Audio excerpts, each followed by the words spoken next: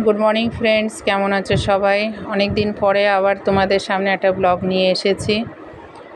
November মাসে এক আধটা blog তোমাদের দিয়েছিলাম, মানে 2023 কথা বলছি। এটা তো নতুন বছর পরে আমি তেমন কিছু ব্লগ দিইনি। যাই হোক, কেন দিইনি সেটাও তোমাদেরকে বলবো। আগে ব্লগটা স্টার্ট করি। ঘুম থেকে উঠেছি, দেখো নিচেই বসে আছি, মানে নিচেই আমি এখন ঘুমাই মাদুর পেতে। আর উপরে এই দেখো হাত দেখতে পারছো, এখানে ছেলে ঘুমাচ্ছে। আজকে ভাবলাম এখান থেকে ব্লগটা শুরু করি, মানে ঘুম থেকে উঠে থেকে শুরু করি।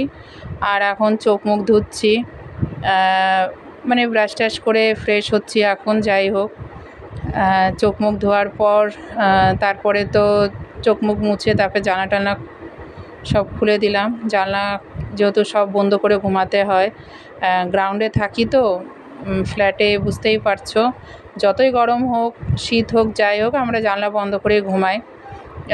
যেহেতু একটা ভয় থাকে গ্রাউন্ডে থাকা, মানে যা হয় সবাই খুলে ঘুমায় কিন্তু আমরা ঘুমাই না। যাই হোক, সকাল হতে না হতে যে আলোটা হয় তখনই আমি সব জানলা খুলে দিই। তা সেটাই করছি। জানলা খুলে দিলে তখন একটা বাইরের থেকে যেটা ফ্রেশ যে হাওয়াটা, সেটা খুব ভাল লাগে তখন। আমি তো একবার উঠে সব জানলা খুলে আবার গিয়ে আবার শুয়ে পড়ি। তা যাই হোক, সেটা আজকে আর শোবো না, যেহেতু একবারে উঠে পড়েছি। জানলা খোলার পর এখন সবাই উঠে পড়েছে, আগে তো আমি উঠেছিলাম। এখন করছি চা।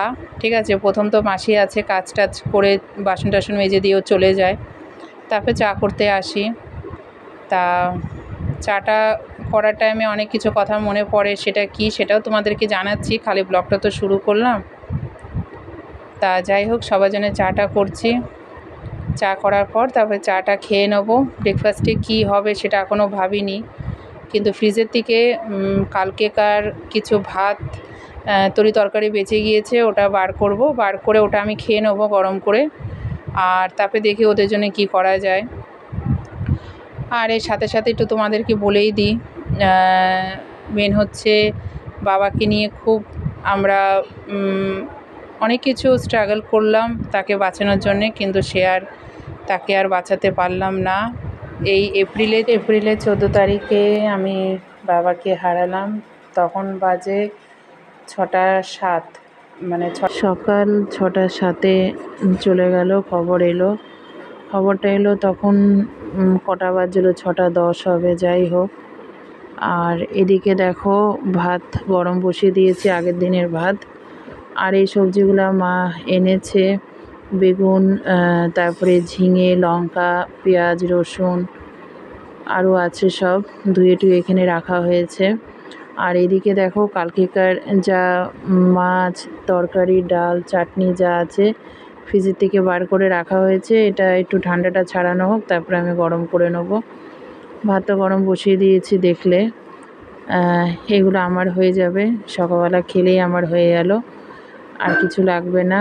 আর ওদের চাউমিন এটা সেদ্ধ করে রেখেছি, মেয়ে বললো যে ডিম দিয়ে খাবে, তা আমি বললাম যে আমি আলু আর পেঁয়াজটা কেটে দিচ্ছি, তাহলে তুই করে নে।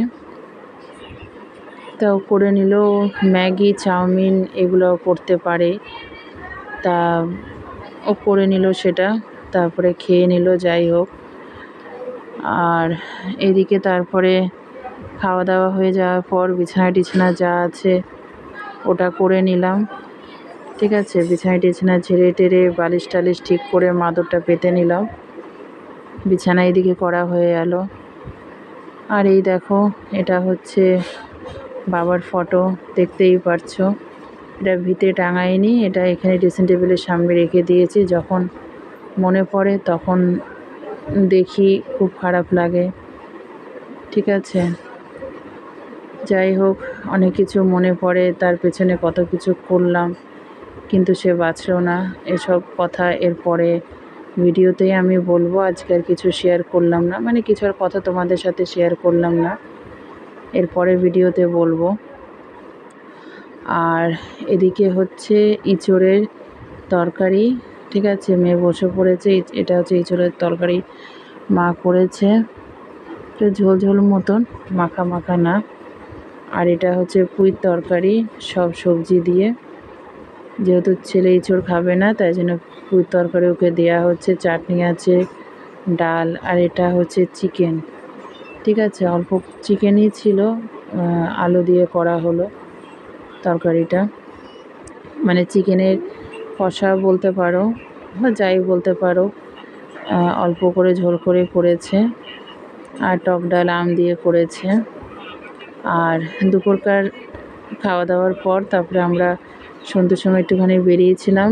ওরা বলল আমরা বিরিয়ানি খাবো, আর তার জন্য 2টো বিরিয়ানি কিনে নিয়ে আসা হলো, আর মার জন্যে চাউমিন। রাত্রিরে এইগুলো দিয়ে আমাদের সবার হয়ে গেল। এটা হচ্ছে চিকেন বিরিয়ানি। ঠিক আছে, যাই হোক, আজকে এই পর্যন্ত, থেকে আবার অন্য একটা ব্লগ নিয়ে আবার পরের দিন আসবো।